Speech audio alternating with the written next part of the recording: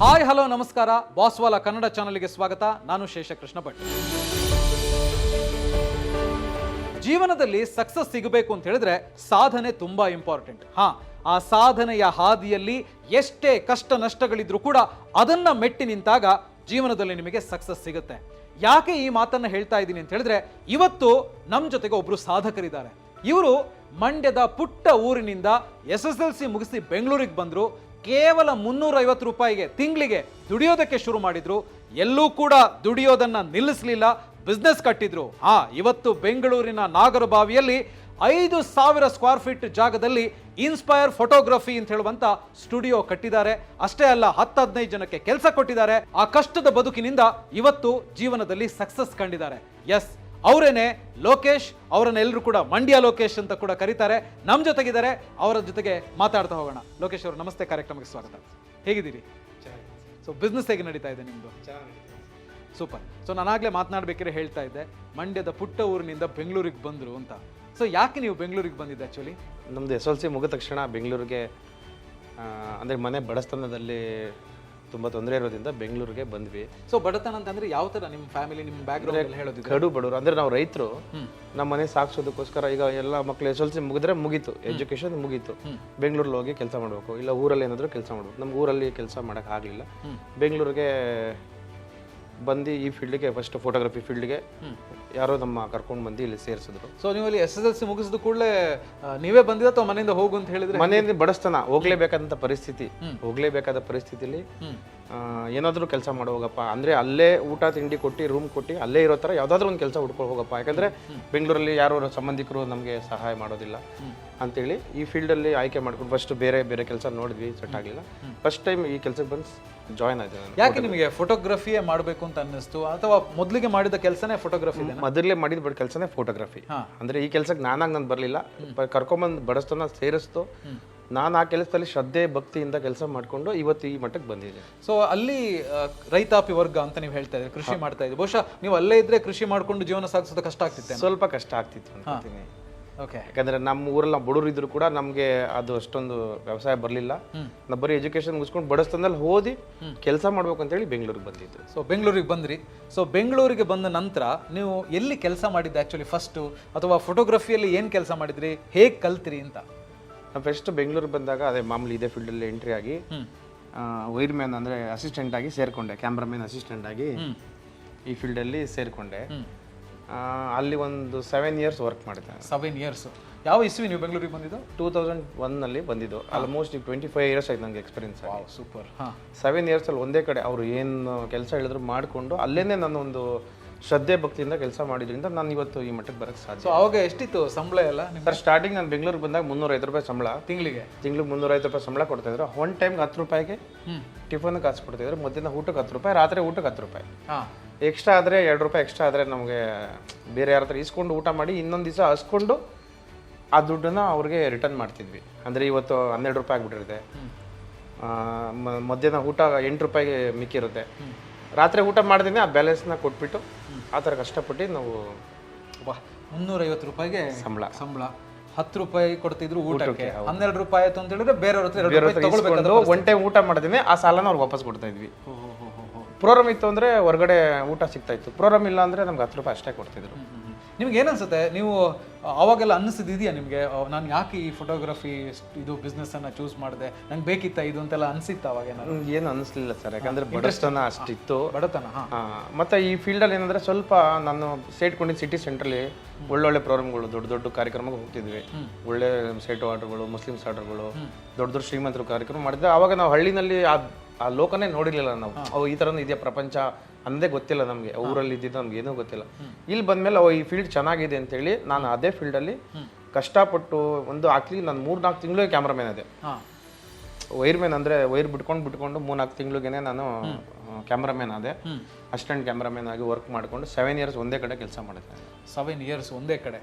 So ಅಲ್ಲಿ ಕೆಲಸ ಮಾಡ್ತಾ ಇರ್ಬೇಕಾದ್ರೆ ನೀವು ಆಗಲೇ ಹೇಳಿದ್ರಿ ಏನಂದರೆ ತುಂಬ ಕಷ್ಟ ಇತ್ತು, ಊಟಕ್ಕೆಲ್ಲ ಕಷ್ಟ, ಯಾರ ಹತ್ರ ಕೇಳೋವಂಥ ಪರಿಸ್ಥಿತಿ ಅಂತ. ಅವಾಗ ನಿಮಗೆ ಯಾವಾಗಾರು ಅನಿಸಿದ್ಯಾ, ಇದು ಬಿಟ್ಬಿಟ್ಟು ಹೋಗೋಣ, ಸಾಧನೆನೂ ಬೇಡ ಏನೂ ಬೇಡ, ಊರಿಗೆ ಹೋಗ್ಬಿಡೋಣ ಅಂತೆಲ್ಲ ಅನಿಸಿದ್ಯಾ ಏನಾದ್ರು? ಊರಿಗೆ ಹೋದರೆ ಇಲ್ಲಿಗಿಂತ ಅಲ್ಲಿನ ಕಷ್ಟ ಊರಲ್ಲಿ. ಓಕೆ. ಊರಿಗೆ ಹೋಗ್ಬಿಟ್ಟಿದೆ ಕೆಲಸ ಬಿಟ್ಟು ಹಾಗಲ್ಲ ಅಂತೇಳಿ, ಯಾಕಂದ್ರೆ ನಾನು ಮಲ್ಕೊಳ್ಳೋ ಜಾಗದಲ್ಲಿ ತಿಗಣೆ ಕಾಟ ಅಂತ ಹೇಳ್ತಾರಲ್ಲ, ತಿಗಣೆ ಕಾಟ ಅಲ್ಲಿ, ಮತ್ತೆ ಬಾತ್ರೂಮ್ದು ಇದು ಸರಿ ಇಲ್ಲ, ಏನೂ ಸರಿ ಇಲ್ಲ. ಇಲ್ಲಿ ಬೇಡ ಅಂತ ಬಿಟ್ಟು ಊರಿಗೆ ಹೋದಾಗ ಅಲ್ಲಿ ಇನ್ನೂ ಬಡಿಸ್ತಾನ. ಅಯ್ಯೋ ಏನೇ ಕಷ್ಟ ಆದ್ರೂ ಪರವಾಗಿಲ್ಲ, ಮತ್ತೆ ಹೋಗಿ ವಾಪಸ್ ಅಲ್ಲೇನೇ ಕೆಲಸ ಮಾಡಬೇಕು ಅಂತೇಳಿ ಮತ್ತೆ ಹಾಗೇನು ಬೆಂಗಳೂರಿಗೆ ಬಂದೆ, ಅದೇ ಕೆಲಸ ಮಾಡಿ.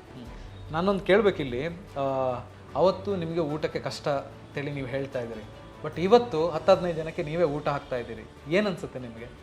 ಖುಷಿ ಅನ್ಸುತ್ತೆ ಸರ್, ಯಾಕಂದ್ರೆ ನಾನು ಪಟ್ಟಿರೋ ಕಷ್ಟ ಈಗಿನ ಹುಡುಗರು ಬಡಬಾರ್ದು ಅಂತೇಳಿ ಅವ್ರಿಗೆ ಇರೋದಕ್ಕೆ ನಮ್ಮ ಮನೇಲಿ ಸೌಕರ್ಯ, ಊಟ ತಿಂಡಿ ಪ್ರತಿಯೊಂದು ನಾನೇ ನೋಡ್ಕೊಂತೀನಿ. ಯಾಕಂದ್ರೆ ನನ್ನ ಕಷ್ಟ ಅವ್ರು ಪಡಬಾರ್ದು ಅಂತೇಳಿ ನಾನು ತುಂಬ ಕಷ್ಟಪಟ್ಟಿದ್ದೀನಿ. ಅಲ್ಲಿ ಊಟ ತಿಂಡಿಗೆ ಎಷ್ಟು ಕಷ್ಟಪಟ್ಟಿದ್ದೀನಿ, ಬಟ್ಟೆಗೆ ಎಷ್ಟು ಕಷ್ಟಪಟ್ಟಿದ್ದೀನಿ, ಮಲಗೋದಕ್ಕೆ ಎಷ್ಟು ಕಷ್ಟಪಟ್ಟಿದ್ದೀನಿ ಅಂದ್ಬಿಟ್ಟು ಅದು ನನಗೆ ಗೊತ್ತು. ನನ್ನ ಹತ್ರ ಕೆಲಸ ಮಾಡೋ ಹುಡುಗರಿಗೆ ಯಾರಿಗೂ ಆ ಕಷ್ಟ ಬರ್ಬಾರ್ದು ಅಂತೇಳಿ ನನ್ನ ಹತ್ರ ಇಲ್ಲಿವರೆಗೂ ಒಂದು 45 ಜನ ಕೆಲಸ ಮಾಡಿ ಬಿಟ್ಟು ಹೋಗಿ ಸ್ವಂತ ಚೆನ್ನಾಗಿದ್ದಾರೆ. ಎಲ್ಲರೂ ಹತ್ರ ಬಿಟ್ಟಿರೋ ಪ್ರತಿಯೊಬ್ಬ ಮನುಷ್ಯರು ಕಾರ್ ತೊಗೊಂಡು ಚೆನ್ನಾಗಿದ್ದಾರೆ. ನಾನು ಕೆಲಸ ಮಾಡುತ್ತಾ ನನ್ನ ಹತ್ರ ನಾವು ಕೆಲಸ ಮಾಡ್ತಿದ್ವಲ್ಲ, ಬಿಟ್ಟವ್ರು ಯಾರೂ ಚೆನ್ನಾಗಿಲ್ಲ. ಯಾಕಂದ್ರೆ ಓನರು ಬರೀ ನಮ್ಮನ್ನ ಅಷ್ಟೇ ಕೆಲಸ ಮಾಡ್ಕೊಳಕ್ಕೆ ಅಷ್ಟೇ ಇಟ್ಕೊಂಡಿದ್ರು, ಇವ್ನು ಮುಂದರಿಲ್ಲಿ ಅನ್ನೋದಕ್ಕೆ ಅವ್ರೇನು ಮಾಡ್ತಿರ್ಲಿಲ್ಲ. ನಾವು ನಮ್ಮ ಶ್ರದ್ಧೆ ಭಕ್ತಿಯಿಂದ ಕೆಲಸನ ವಿಭಿನ್ನವಾಗಿ ಮಾಡಿರೋದ್ರಿಂದ ಇವತ್ತು ಈ ಮಟ್ಟಕ್ಕೆ ಬಂದಿದ್ದೀನಿ. ನಮ್ಮ ಹತ್ರ ಬಂದು ಕೆಲಸ ಮಾಡೋ ಹುಡುಗರೆಲ್ಲನೂ ಆಲ್ಮೋಸ್ಟ್ ಚೆನ್ನಾಗಿದ್ದಾರೆ. ಸೂಪರ್. ಅದೆಲ್ಲರೂ ಕಾರ್ ತಗೊಂಡು ಮನೆ ತಗೊಂಡು ಚೆನ್ನಾಗಿದ್ದಾರೆ. ಅಲ್ಲ, ಖಂಡಿತವಾಗ್ಲೂ ಸಾಧನೆ ಅಂತ ಹೇಳಿದಾಗ ನಾವು ಮಾತ್ರ ಬೆಳೆದು ಬಿಡೋದಲ್ಲ, ನಮ್ಮ ಜೊತೆಗಿದ್ದವರನ್ನ ಬೆಳೆಸೋದು ಅಂತ ಹೇಳ್ತೀವಲ್ಲ, ಸೊ ಅದು ನೀವು ಮಾಡಿದ್ದೀರಿ ಅಕ್ಷರಶಃ ಅಂತ. ಸೊ ಮತ್ತೆ ಅಲ್ಲಿಗೆ ಬರೋದು, ಸುಮಾರು ಎಷ್ಟು ವರ್ಷ ನೀವು ಕೆಲಸ ಮಾಡಿದ್ದು ಅಂತ ಹೇಳಿದ್ದು ಅಲ್ಲಿ ನೀವು? ಸರ್ ಅಲ್ಲಿ ಒಂದೇ ಕಡೆ 7 years ಮಾಡಿದ್ದು. ಅಲ್ಲಿಂದ ಒಂದು ಕ್ಯಾಮ್ರಾ, ನಾನು ಸ್ವಂತ ಕ್ಯಾಮ್ರಾ ತಗೊಂಡು ಹೊರಗಡೆ ಬಂದು ಒಂದು ಚಿಕ್ಕ ರೂಮಲ್ಲಿ ಓನಾಗಿ ಶುರು ಮಾಡಿ, ಆಮೇಲೆ ಅಲ್ಲಿಂದ 1-2-3 ಜನ ಹುಡುಗರನ್ನ ಹೈಯರ್ ಮಾಡ್ಕೊಂಡು, ಅಂದರೆ ಕೆಲಸಕ್ಕೆ ಇಟ್ಕೊಂಡಿದ್ದೆ. 1-2-3 ಜನ ಇದ್ದರು. ಆಮೇಲೆ ಮದುವೆ ಆದಮೇಲೆ ನಾವು 7 years ಆಯ್ತು ಈ ಸ್ಟುಡಿಯೋ ಮಾಡಿ. ಸೊ ನಿಮಗೆ ಟೋಟಲ್ 25 ವರ್ಷದ ಅನುಭವ ಇತ್ತು. ಸೊ ಆ 7 ವರ್ಷ ಅಲ್ಲಿ ಕೆಲಸ ಮಾಡಿದ ನಂತರ ನೀವು ಯಾಕೆ ನಿಮಗೆ ನಾನೇ ಓನ್ ಕ್ಯಾಮ್ರಾ ತಗೋಬೇಕು, ನಾನು ಹೊಸದಾಗಿ ಏನೋ ಮಾಡಬೇಕು ಅಂತ ಯಾಕೆ ಅನ್ನಿಸ್ತು ನಿಮಗೆ? ಯಾಕಂದರೆ ನಾವು ಎಷ್ಟೇ ಕೆಲಸ ಮಾಡೋರು ತಿಂಗಳಿಗೆ ಇಷ್ಟೇ ಸಂಬಳ ಕೊಡ್ತಿದ್ವು, 100 ರೂಪಾಯಿ ಎಕ್ಸ್ಟ್ರಾ ಕೊಡ್ತಿದ್ರು ಅಷ್ಟೇ. 350 ರೂಪಾಯಿಂದ 7,000ವರೆಗೂ ಸ್ಯಾಲ್ರಿ ಕೊಟ್ಟರು, 7-8 ರೂಪಾಯಿ ಸ್ಯಾಲ್ರಿ ಬರ್ತಿತ್ತು ಅಷ್ಟೇ. ನಾನು ಸ್ವಂತ ಮಾಡಿದ್ರೆ ಅಟ್ಲೀಸ್ಟ್ ನನಗೂ ಏನೋ ಎಕ್ಸ್ಟ್ರಾ ಕಾಸು ಬರ್ಬೋದಿಲ್ಲ ಅಂತೇಳಿ ಕ್ಯಾಮ್ರಾ ತೊಗೊಂಡಿದ್ದೆ. ಬಟ್ ಅವಾಗ ಸಂಬಳ ತಗೊಳ್ತಾ ಇರ್ಬೇಕಾದ್ರೆ ಉಳಿಸ್ಲಿಕ್ಕೆ ಆಗ್ತಿತ್ತ ನಿಮಗೆ? ಇಲ್ಲ, ಹಣ ಉಳಿಸ್ಲಿಕ್ಕೆ ಆಗ್ತಿರ್ಲಿಲ್ಲ. ಆ ಕ್ಯಾಮ್ರಾ ತೊಗೊಂಡಿದ್ದು 1 ಲಕ್ಷ ರೂಪಾಯಿ ಸಾಲ ಮಾಡೇನೆ ಕ್ಯಾಮ್ರಾ ತೊಗೊಂಡಿದ್ದು. ಆ ಕೆಲಸನ ನಾವು ಹೆಂಗಂದ್ರೆ ಅವ್ರ ಹತ್ರ ಮಾಡ್ತಿದ್ವಿ, ಅದಕ್ಕಿಂತ ಚೆನ್ನಾಗಿ ಮಾಡಿ ನಾನು 8,000 ರೂಪಾಯಿ ಪರ್ ಮಂತ್ ಅವ್ರ ಹತ್ರ ದುಡಿತಿದೆ. ನಾನು ಆಮೇಲೆ ಕ್ಯಾಮ್ರಾ ತೊಗೊಂಡ್ಮೇಲೆ ಪರ್ ಡೇನೇ 5,000 ರೂಪಾಯಿ ದುಡಿತಿದೆ, ಪರ್ ಡೇ. ಸೂಪರ್. ಯಾಕಂದ್ರೆ ಅವ್ರು ಅಷ್ಟತ್ರ ಕೆಲಸ ಮಾಡಿಸ್ಕೊಂಡು ನಮ್ಗೆ 8,000 ರೂಪಾಯಿ ಸ್ಯಾಲ್ರಿ ಕೊಡ್ತಿದ್ರು. ನಾನು ಕ್ಯಾಮ್ರಾ ತೊಗೊಂಡು ಹೊರಗಡೆ ಬಂದಮೇಲೆ ಪರ್ ಡೇ 5,000 ರೂಪಾಯಿ ಸಂಪಾದನೆ ಮಾಡ್ತಾ ಇದ್ದೆ. Almost 1.5 lakh per month 1 lakh ಸಂಪಾದನೆ ಮಾಡ್ತಿದ್ದೆ. ಸರ್, ನೀವಾಗಲೇ ಹೇಳ್ತಾ ಇದ್ರಿ ತಿಂಗಳಿಗೆ 350 ರೂಪಾಯಿ ಸಂಬಳ ಬರ್ತಾ ಇತ್ತು, ಪ್ರತಿನಿತ್ಯ ಒಂದು ಊಟಕ್ಕೂ ಕೂಡ ಕಷ್ಟ ಆಗ್ತಾ ಇತ್ತು, ಒಂದು ಸ್ವಲ್ಪ ಜಾಸ್ತಿ ಆಯಿತು ದುಡ್ಡು ಅಂತ ಹೇಳಿದ್ರೆ ಬೇರೆಯವ್ರ ಹತ್ರ ಕೇಳಿ ಊಟ ಮಾಡಬೇಕಾದಂಥ ಪರಿಸ್ಥಿತಿ ಇತ್ತು, ಊಟ ಇಲ್ಲದೆ ಕಳೆದಿರುವಂಥ ದಿನಗಳು ಇದಾವೆ ಅಂತ. ಸೊ ಅದಾದಮೇಲೆ ನೀವು ಒಂದು ಕ್ಯಾಮ್ರಾ ತಗೊಂಡ್ರಿ, ನಿಮ್ಮದೇ ಆದಂಥ ಬಿಸ್ನೆಸ್ಸನ್ನು ಸ್ಟಾರ್ಟ್ ಮಾಡಿದ್ರಿ, ಹಂತವಾಗಿ ಬೆಳೀತಾ ಬಂದ್ರಿ. ಸೊ ಆ ಕಷ್ಟದ ಹಾದಿ ಯಾವ ಥರ ಇತ್ತು ಅಂತೇಳಿ, ಸೊ ಅದನ್ನು ಹೇಳ್ಬೋದಾ?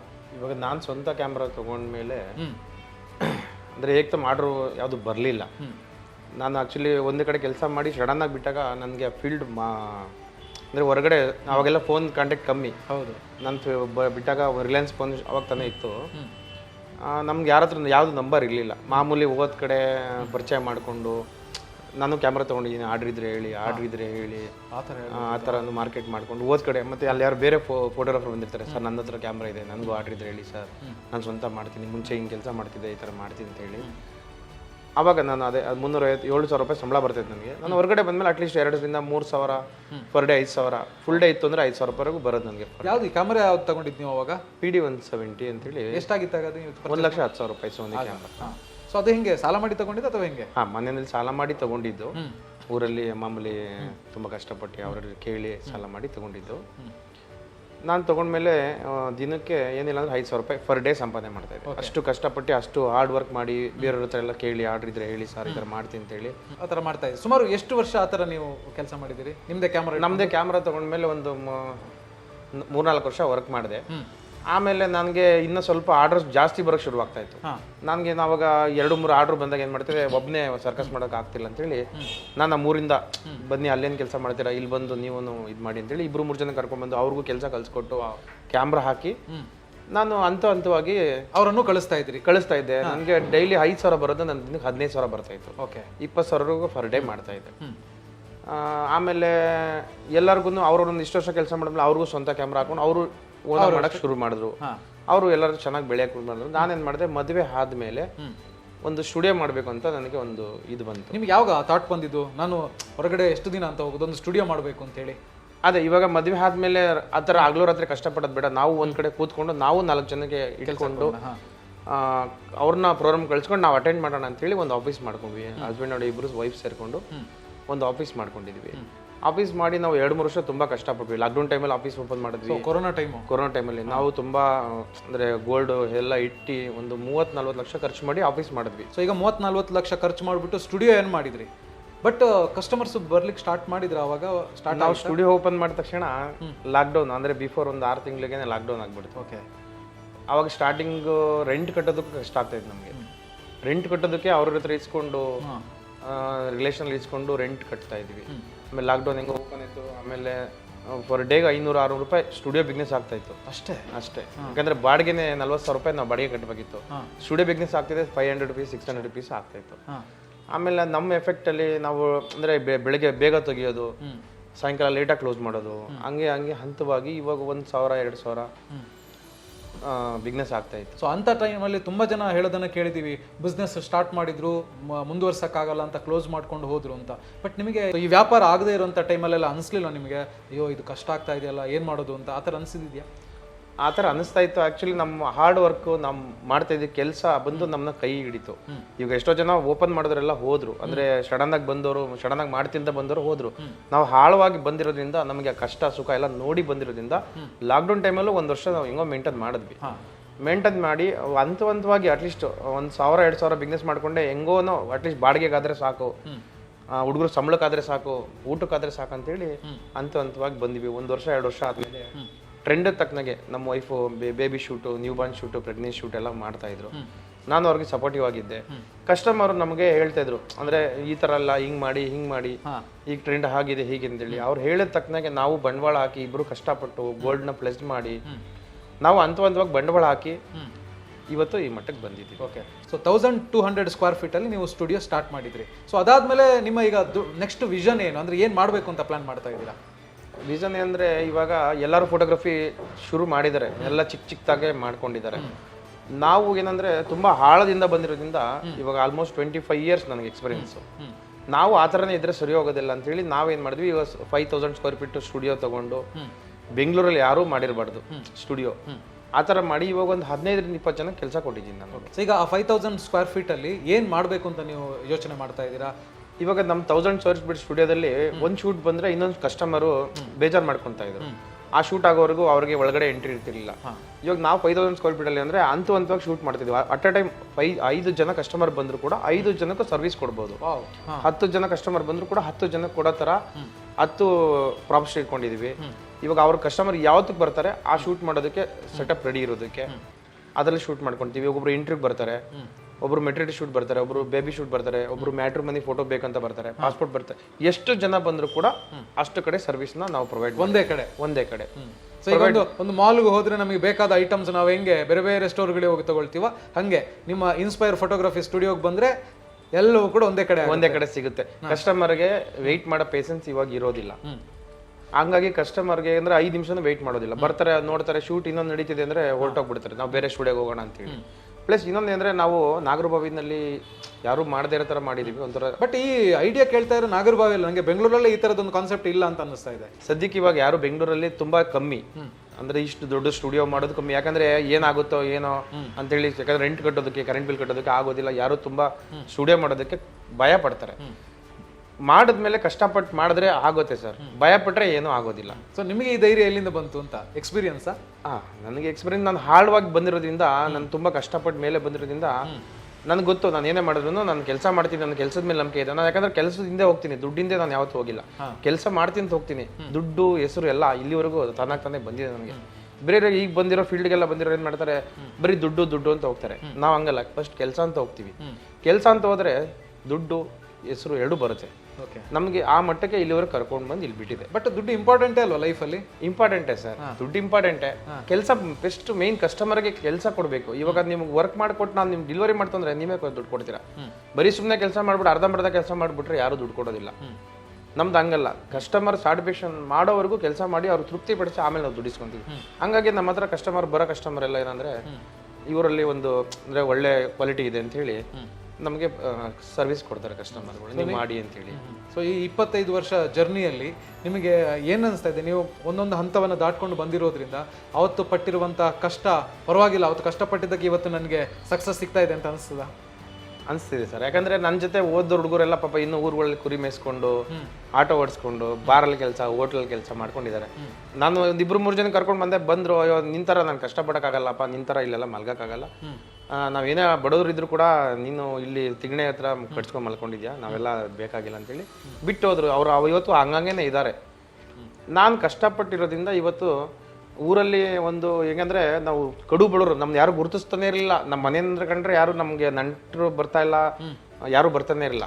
ಇವಾಗ ಹೆಂಗಂದ್ರೆ ಊರಲ್ಲಿ ನಮ್ದು ಒಂದು ಹೋಬಳಿನಲ್ಲಿ ಕಳೆಗೌಡ್ರ ಮನೆ ಅಂದ್ರೆ ಒಂದು ಹುಡುಗರು ಚೆನ್ನಾಗಿ ಬೆಳೆದಿದಾರಪ್ಪ, ಆ ಮಕ್ಳು ಬುದ್ಧಿವಂತರಪ್ಪ, ಎಷ್ಟು ಬಡ ಕಳೆಗೌಡ್ರು ಅಂದ್ರೆ ನಮ್ಮ ತಂದೆಯವರು ಕಳೆಗೌಡ್ರ ಮನೆಯವರು ಎಷ್ಟು ಚೆನ್ನಾಗಿದ್ದಾರಪ್ಪ, ಬಡವರು ಇವತ್ತು ಈ ಸ್ಥಾನದಲ್ಲಿ ಇದ್ದಾರೆ ಅಂತೇಳಿ ಇಡೀ ಊರಲ್ಲೇ ಖುಷಿ ಪಡ್ತಾರೆ. ಲೊಕೇಶನ್ ಗುರುತಿಸ್ತಾರೆ.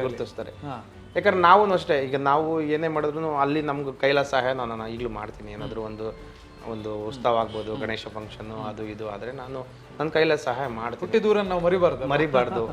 ಅಟ್ಲೀಸ್ಟ್ ನಮ್ಮ ಕೈಲಿ ಏನು ಸೇವೆ ಆಗುತ್ತೆ, ದೇವ್ರ ಸೇವೆ, ಸಣ್ಣ ಪುಟ್ಟ ಸೇವೆ ಮಾಡ್ತೀವಿ. ಸೊ ಈಗ ನಿಮ್ಮ ಅಪ್ಪ ಅಮ್ಮನಿಗೆ ನೀವು ಆ ಕಷ್ಟಪಟ್ಟ ದಿನ ಗೊತ್ತು, SSLC ಆದ್ಮೇಲೆ ಇಲ್ಲಿಗೆ ಬಂದಿರೋದು ಎಲ್ಲ ಗೊತ್ತು. ಸೊ ಇಲ್ಲಿ ನೀವು ಏನು ರಾತ್ರಿ ಇಡೀ ಊಟ ಇದಕ್ಕೆಲ್ಲ ಕಷ್ಟಪಟ್ಕೊಂಡು ಕೆಲಸ ಮಾಡ್ತಾ ಇರೋದು ನೀವು ಹೇಳಿರ್ತೀರಾ.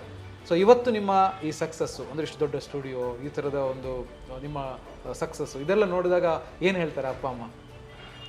ಅವ್ರು ಖುಷಿ ಪಡ್ತಾರೆ ಸರ್. ಯಾಕಂದ್ರೆ ನಮ್ಮ ಹುಡುಗ ಹೋಗ್ಬೇಕಂದ್ರೆ ಖಾಲಿ ಕೈಲಿ ಹೋದ. ಈಗ ಅವ್ನು ಒಂದ್ಸಲ ಊರಿಗೆ ಬರ್ಬೇಕಂದ್ರೆ ಕಾರಲ್ಲೇ ಬರೋದು. ನಾನು ದಿನಕ್ಕೆ ತಿಂಗ್ಳಿಗೆ 5 ಸಲ ಹೋದ್ರು ಕೂಡ ನಾನು ಕಾರಲ್ಲೇ ಹೋಗೋದು. ಎಂತ ಶ್ರೀಮಂತರಾದ್ರೂ ಕೂಡ 5 ಸಲ ಹೋದ್ರೆ ಕಾರಲ್ಲಿ ಯಾರು ಹೋಗಲ್ಲ, ಒನ್ ಟೈಮ್ ಆದ್ರೂ ಬಸ್ಸಲ್ಲಿ ಹೋಗೋಣ ಅಂತಾರೆ. ಅಂದ್ರೆ ಅವ್ರಿಗೆ ಅರ್ಥ ಆಗುತ್ತೆ ನಾವು ಎಷ್ಟು ಬಡದಲ್ಲಿದ್ದು ಅಷ್ಟೇ ಚೆನ್ನಾಗಿದ್ದೀವಿ. ನಮ್ಮ ಹುಡುಗ ನಮ್ಮನ್ನ ಈ ಸ್ಥಾನಕ್ಕೆ ಕರ್ಕೊಂಡು ಬಂದಿದ್ದಾನೆ. ಈ ಫೀಲ್ಡ್ಗೆ ಹೋದ್ಮೇಲೆ ಅಂದ್ರೆ ಈ ಫೀಲ್ಡಲ್ಲಿ ಎಲ್ಲರೂ ಸಕ್ಸಸ್ ಕಾಣಕ್ಕೆ ಸಾಧ್ಯ ಇಲ್ಲ. ತುಂಬಾ ಕಷ್ಟಪಟ್ಟು ಒಂದು ಕೆಲಸನ ಪ್ರೀತಿಯಿಂದ ಕೆಲಸ ಮಾಡಿದ್ರೆ ಎಲ್ಲರೂ ಸಕ್ಸಸ್ ಕಾಣ್ಬೋದು. ಸುಮ್ಮನೆ ಕೆಲಸ ಅನ್ನೋ ಸುಮ್ಮನೆ ಫೋಟೋಗ್ರಫಿಯಿಂದ ಶೋಕಿಗೆ ಬಂದು ಇಲ್ಲಿ ಎಷ್ಟೋ ಜನ ಬಂದು ಹಾಳಾಗಿದ್ದಾರೆ. ನಾನು ನೋಡಿದ್ದೀನಿ ನನ್ನ ಕಣ್ಣು ಮುಂದೆ ಎಷ್ಟೋ ಜನ ಹಾಳಾಗಿದ್ದಾರೆ. ಸುಮ್ಮನೆ ಬರ್ತಾರೆ, ಬಜಾಜ್ ಕಾರ್ಡಲ್ಲಿ ಕ್ಯಾಮ್ರಾ ಕೊಡ್ತಾರೆ ಅಂತ ತಗೊಳ್ತಾರೆ, ಆಮೇಲೆ ನಾನು ಫ್ರೀ ಸರ್ವಿಸ್ ಮಾಡ್ತೀನಿ, ಹಂಗೆ ಮಾಡ್ತೀನಿ, ಹಿಂಗೆ ಮಾಡ್ತೀನಿ. ಪಾಪ ಅವರು ಸಾಲ ಮಾಡ್ಕೊಂಡು ಲಾಸ್ಟ್ ಹೋಗಿ ಬೇರೆ ಏನೋ ಕೆಲಸ ಮಾಡ್ತಾರೆ. ನಾವು ಹಂಗೆ ಬಂದವರಲ್ಲ, ಕಷ್ಟಪಟ್ಟು 7 ವರ್ಷ ಒಂದು ಕಡೆ ಕೆಲಸ ಮಾಡಿ ನಾವು ಸ್ವಂತ ಮಾಡಿ ಒಂದು 2-3 ಜನ ಹುಡುಗರು ಇಟ್ಕೊಂಡು ಆಮೇಲೆ ಒಂದು ಆಫೀಸ್ ಮಾಡಿದ್ರೆ ಈ ಥರ ಮಾಡ್ಬೋದು ಅಂತೇಳಿ ಈ ಥರ ಆಫೀಸ್ ಮಾಡಿ ನಾವು ಹಂತವಾಗಿ ಮೇಲೆ ಬಂದಿದ್ದೀವಿ. ಹಂಗಾಗಿ ನಮ್ಮ ತಂದೆ ತಾಯಿ ಇದನ್ನ ಖುಷಿ ಪಡ್ತಾರೆ. ಯಾಕಂದ್ರೆ ನಾವು ಯಾವತ್ತೂ ಕೆಳಗಡೆ ಬೀಳೋದಿಲ್ಲ, ಹಂತವಾಗಿ ಬಂದಿರೋದ್ರಿಂದ ಕೆಳಗಡೆ ಬೀಳೋದಿಲ್ಲ. ಈಗ ಲಾಕ್ಡೌನ್ ಆದ್ಮೇಲೆ ಒಂದು 5 ವರ್ಷದಿಂದ ಹುಡುಗರುಗಳು ಈ ಸಾಫ್ಟ್ವೇರ್ ಕಂಪ್ನಿಯಲ್ಲಿ ಕೆಲಸ ಮಾಡೋರು ಎಲ್ಲರೂ ಅಲ್ಲಿ ಕೆಲಸ ಇಲ್ಲ ಅಂತೇಳಿ ಮದುವೆ ಮನೆ ಫೀಲ್ಡ್ಗೆ ಬಂದು ಫೀಲ್ಡಲ್ಲಿ ತುಂಬ ಹಾಳು ಮಾಡಿಬಿಟ್ಟಿದ್ದಾರೆ. ಫೋಟೋಗ್ರಫಿನ ತುಂಬ ಹಾಳು ಮಾಡಿಬಿಟ್ಟಿದ್ದಾರೆ. ಆದರೆ ನಮ್ದು ಹಂಗೆ ಬಂದಿಲ್ಲ. ನಾವು ಹಾರ್ಡ್ ವರ್ಕಿಂದ ಬಂದಿರೋದ್ರಿಂದ ನಮ್ಮನ್ನ ಜನ ಗುರುತಿಸ್ತಾರೆ. ಯಾಕಂದ್ರೆ 20 ವರ್ಷದಿಂದ ಫೀಲ್ಡಲ್ಲಿ ಇದ್ದೀನಿ. ನಾಗರೂಬಾವಿಲಿ ಇವಾಗ 7 ಇಯರ್ಸಿಂದ ಇಲ್ಲಿ ಸ್ಟುಡಿಯೋ ಮಾಡ್ಕೊಂಡಿದ್ದೀನಿ. 7 ಇಯರ್ಸಲ್ಲಿ ಯಾವ ಕಸ್ಟಮರ್ ಹತ್ರ ನಾವು ಒಂದು ಬ್ಯಾಡ್ ನೇಮ್ ಇಲ್ಲ, ಬ್ಯಾಡ್ ರಿವ್ಯೂಸ್ ಇಲ್ಲ ನಮ್ಮ ಹತ್ರ. ಹಂಗಾಗಿ ನಾವು ಹಂತವಾಗಿ ಮೇಲೆ ಬಂದಿರೋದ್ರಿಂದ ನಮ್ಮ ತಂದೆ ತಾಯಿ ನಮ್ಮನ್ನ ಖುಷಿ ಪಡ್ತಾರೆ, ನಮ್ಮ ಫ್ರೆಂಡ್ಸು ಖುಷಿ ಪಡ್ತಾರೆ, ನಮ್ಮ ಊರಲ್ಲಿ ಜನನೂ ಖುಷಿ ಪಡ್ತಾರೆ. ನೋಡಪ್ಪ ಹುಡುಗ ಬೆಂಗಳೂರಿಗೆ ಹೋದ, ತುಂಬಾ ಬಡಸ್ತನದಲ್ಲಿ ಹೋದ, ಇವತ್ತು ನನ್ನ ನೋಡಿದ್ರೆ ಖುಷಿ ಪಡ್ತಾರೆ. ನಾವು ಇವತ್ತಿಗೂ ಆ ಬಡಸ್ತನದಲ್ಲಿ ಹೇಗಿದ್ವಿ ಹಂಗೇನೆ ಇದೆ ಊರಲ್ಲಿ. ನಾವು ಜೋರಾಗಿದ್ದೀವಿ, ಆ ಥರ ಎಲ್ಲ ಊರಲ್ಲಿ ಅಹಂಕಾರ, ಆಮಾಮು. ಈಗ ನಂದು 25 ಲಕ್ಷ ರೂಪಾಯಿ ಕಾರ್ ಇದೆ, XUV700 ಕಾರ್ ಇದೆ. ಆ ಕಾರಲ್ಲಿ ಹೋದ್ರು ಕೂಡ ನಾನು ಯಾರು ಹಳ್ಳಿಲಿ ಜನ ಹೋಗ್ತಿದ್ರು ಕೂಡ ಅವ್ರನ್ನ ಕೂರ್ಸ್ಕೊಂಡು ಹೋಗ್ತೀವಿ. ನಮ್ ದೊಡ್ಡ ಕಾರ್ ಇದೆ, ಆ ಥರ ಈ ಥರ ಅದೆಲ್ಲ ಮಾಡೋದಿಲ್ಲ. ಒಂದು ವಿಷಯ ಕೇಳಬೇಕು. ಈ ಇಷ್ಟು ದೊಡ್ಡ ಜರ್ನಿಯಲ್ಲಿ ನೀವು ಅಷ್ಟು ಕಷ್ಟಪಟ್ಟರೆ ಇವತ್ತು ಸಕ್ಸಸ್ ಅನ್ನ ನೋಡ್ತಾ ಇದ್ದೀರಾ. ಸೊ ನಿಮಗೆ ತೃಪ್ತಿ ಇದೆಯಾ? ಎಸ್, ನನ್ನ ಜೀವನದಲ್ಲಿ ಸಕ್ಸಸ್ ಆಗಿದ್ದೀನಿ ಹೇಳುವಂಥ ತೃಪ್ತಿ ಇದೆಯಾ? ತೃಪ್ತಿ ಇದೆ ಸರ್. ಯಾಕಂದ್ರೆ ಈಗ ಇದೊಂದು ನನ್ನ ಒಂದು ಕಂಪ್ನಿ ತರ. ಈಗ ನಾನು ಈ ಕಂಪ್ನಿಲಿ ನಾನೇ ಬ್ರ್ಯಾಂಡ್. ಈಗ ಇನ್ಸ್ಪೈರ್ ಅಂದ್ರೆ ನಾನೇ ಈ 7 ಇಯರ್ಸ್ ಇಂದ ನಾನು ಇದೊಂದು ಬ್ರ್ಯಾಂಡ್ ಮಾಡಿದ್ದೀನಿ. ನನಗೆ ತೃಪ್ತಿ ಇದೆ. ಇವಾಗ ನಾನು 5,000 ಸ್ಕ್ವೇರ್ ಫೀಟ್ ಅಲ್ಲಿ ಸ್ಟುಡಿಯೋ ಮಾಡಿದ್ನಲ್ಲ, ನಾನು ಇವಾಗ ಒಂದು 15-20 ಜನ ಕೆಲಸಕ್ಕೆ ಇದಾರಲ್ಲ, ನಾನು ಒಂದು ಮಿನಿಮಮ್ ಅಂದ್ರೆ ಒಂದು 40 ಜನಕ್ಕೆ 50 ಜನಕ್ಕೆ ಕೆಲಸ ಕೊಡ್ತೀನಿ. ಈ ಫೀಲ್ಡಲ್ಲಿ, ಈ ಫೋಟೋಗ್ರಫಿ ಫೀಲ್ಡಲ್ಲಿ ಒಬ್ರು ಕೆಲಸ ಮಾಡೋದೇ ಕಷ್ಟ. ನಾನು 30-40 ಜನ ಕೆಲಸ ಕೊಡ್ತೀನಿ ಅನ್ನೋದು ನನ್ನ ಕಾನ್ಫಿಡೆಂಟ್ ಇದೆ. ಮತ್ತು ನಾನು ಇನ್ನೂ ಹಂತವಾಗಿ ಬೆಳಿತೀನಿ ಅನ್ನೋದು ನನಗೊಂದು ಕಾನ್ಫಿಡೆಂಟ್ ಇದೆ. ಬೆಂಗಳೂರಲ್ಲಿ ಒಂದು 10-15 ಕಡೆ ಒಳ್ಳೊಳ್ಳೆ ಏರಿಯಾದಲ್ಲಿ ಬ್ರಾಂಚ್ ಮಾಡ್ಬೇಕಂತೇಳಿ ನಾನು ಶುರು ಮಾಡ್ಬೇಕು ಅಂತ ಅಂದ್ಕೊಂಡಿದ್ದೀನಿ. ಒಳ್ಳೊಳ್ಳೆ ಏರಿಯಾದಲ್ಲಿ ಮಾಡೋಣ ಅಂತೇಳಿ. ಫಸ್ಟ್ ಇಲ್ಲಿ ಒಂದು ಕ್ಲಿಕ್ ಮಾಡಿ ಒಂದು ವರ್ಷ 2 ವರ್ಷ ಆದಮೇಲೆ ಬೆಂಗಳೂರಲ್ಲಿ ಒಳ್ಳೆ ಕಡೆ ಏರಿಯಾ ಕಡೆ ಒಂದು 4-5 ಬ್ರಾಂಚು ಇಲ್ಲ ಒಂದು 8 ಬ್ರಾಂಚ್ ಮಾಡ್ಬೇಕು ಅಂತ ಅಂದ್ಕೊಂಡಿದ್ದೀನಿ. ಸೂಪರ್. ಅವತ್ತು ತಿಂಗಳಿಗೆ 350 ರೂಪಾಯಿ ದುಡಿತಾ ಇದ್ರಿ, ಇವತ್ತು ಒಂದು ಅಂದಾಜು ತಿಂಗಳಿಗೆ ಎಷ್ಟು ದುಡಿತೀರಾ? ತಿಂಗಳಿಗೆ ಒಂದು 3-4 ಲಕ್ಷ ರೂಪಾಯಿ ಲಾಭ ಇದೆ ಸರ್. ಓಕೆ. ಸೊ ತಿಂಗಳಿಗೆ ಎಷ್ಟು ದುಡಿಬೇಕು ಅಂತ ಹೇಳುವಂಥ ಕನಸು ಇಟ್ಕೊಂಡಿದ್ದೀರಾ? ಆ ಥರ ಏನಿಲ್ಲ. ಒಟ್ಟಿನಲ್ಲಿ ದಿನಕ್ಕೆ ಇವಾಗ ನಮಗೆ ಒಂದು 50,000 ರೂಪಾಯಿ ಪರ್ ಡೇ ಅರ್ನ್ ಆಗ್ತಿದೆ. ಯಾಕಂದರೆ 300 ರೂಪಾಯಿ ದುಡಿತಿರೋ ನೀವು ಪರ್ ಡೇ 50,000 ಇದೆ ನನಗೆ. ನನ್ನ ಅನಿಸಿಕೆ ಅಟ್ಲೀಸ್ಟ್ ಒಂದು 2 ಲಕ್ಷ 3 ಲಕ್ಷ ಟರ್ನ್ ಓವರ್ ಮಾಡಿಕೊಂಡು ಕಂಟಿನ್ಯೂ ಮಾಡ್ಕೊಳ್ಳೋಣ ಅಂತೇಳಿ ಸೊ ಸಕ್ಸಸ್ ಆಗಿದ್ದೀನಿ ಅಂತ ಅನ್ಸುತ್ತೆ. ಸಕ್ಸಸ್ ಆಗಿದೆ. ಬಟ್ ದೊಡ್ಡ ಕನಸು ಕೂಡ ಇದೆ ಮುಂದೆ ಅಲ್ವಾ? ದೊಡ್ಡ ಕನಸಿದೆ, ಬೆಂಗಳೂರಲ್ಲೇ ಎಲ್ಲೂ ಇಲ್ಲದೆ ಇರುವಂಥ ಒಂದು ಸ್ಟುಡಿಯೋ ಮಾಡಬೇಕು. ಮಾಡಿದ್ದೀವಿ. Fine sir, thank you sir, thank you very much. So ಯಾಕೆ ಇದನ್ನು ಕೇಳಿದೆ ಅಂತ ಹೇಳಿದ್ರೆ, ಭಾಳಷ್ಟು ಜನಕ್ಕೆ ಅಯ್ಯೋ ನಮ್ಗೆ ಅದಿಲ್ಲ, ನಮ್ಗೆ ಇದಿಲ್ಲ, ನಾವೇನು ಮಾಡ್ಲಿಕ್ಕಾಗಲ್ಲ, ಕಷ್ಟಪಡ್ಬೇಕಾ, ಇಷ್ಟೊಂದು ಕಷ್ಟಪಡಬೇಕಾ ಜೀವನದಲ್ಲಿ ಸಕ್ಸಸ್ ಆಗಬೇಕು ಅಂತೆಲ್ಲ ಕೇಳ್ತಾರೆ. ಖಂಡಿತವಾಗ್ಲೂ ಹೌದು, ಒಂದು ಸಾಧನೆ ಮಾಡಬೇಕು ಅಂದರೆ ಇಷ್ಟು ಕಷ್ಟಪಡಲೇಬೇಕು. ಸೊ ನೀವು ಯಾವ ಥರ ಕಷ್ಟಪಟ್ಟಿದ್ದೀರಿ ಅಂತ ಹೇಳುವಂಥದ್ದು ಎಲ್ರಿಗೂ ಗೊತ್ತಾಗಿದೆ. ಸೊ ಆವತ್ತು ಅಷ್ಟು ಕಷ್ಟಪಟ್ಟಿರೋದಕ್ಕೆ, ಸೊ ಅಷ್ಟು ಕಷ್ಟದ ಜೊತೆಗೆ ನಿಮ್ಮ ಹಠ ಛಲ, ನಾನೇನೋ ಸಾಧನೆ ಮಾಡಬೇಕು ಅಂತ ಹೇಳೋದು. ಸೊ ಅದರಿಂದಾಗಿ ಇವತ್ತು ಸಕ್ಸಸ್ ಆಗಿದ್ದೀರಾ. So wish you all the best sir. ನಿಮ್ಮೇನು ಕನಸಿದೆಯಾ ಅದು ನನಸಾಗಲಿ sir. Sir thank you sir, thank you very much sir. Thank you. So ನೋಡಿದ್ರಲ್ಲ ಲೋಕೇಶ್ ಅವರ ಅದ್ಭುತ ಜರ್ನಿಯನ್ನ ನೋಡಿ. ಅವರು ಮಂಡ್ಯದಿಂದ SSLC ಓದಿ ಖಾಲಿ ಕೈಲಿ ಬೆಂಗಳೂರಿಗೆ ಬಂದು ಕೇವಲ 350 ರೂಪಾಯಿ ತಿಂಗಳಿಗೆ ಸಂಬಳಕ್ಕೆ ಕೆಲಸ ಮಾಡ್ತಾ ಕಷ್ಟಪಟ್ಟು ದುಡಿದು ಹಗಲಿರುಳು ಕಷ್ಟಪಟ್ಟು ಇವತ್ತು ಒಂದು ಸಾಧನೆಯ ಮೆಟ್ಟಿಲನ್ನು ಏರಿದ್ದಾರೆ, ಸಕ್ಸಸ್ ಆಗಿದ್ದಾರೆ. ಸೊ ಇದು ಖಂಡಿತವಾಗ್ಲೂ ಅವರ ಈ ಜರ್ನಿ ಇದೆಯಲ್ಲ ನಿಮಗೂ ಕೂಡ ಒಂದು ಸ್ಫೂರ್ತಿಯನ್ನು ಕೊಡುತ್ತೆ ಅಂತ ಅನ್ಕೊಳ್ತೀನಿ. ಸೊ ಈ ವಿಡಿಯೋ ನಿಮಗೆ ಇಷ್ಟ ಆಗಿದೆ ಅಂತ ಹೇಳಿದ್ರೆ ಲೈಕ್ ಮಾಡಿ, ಶೇರ್ ಮಾಡಿ. All the best. Boss Vala, B the boss.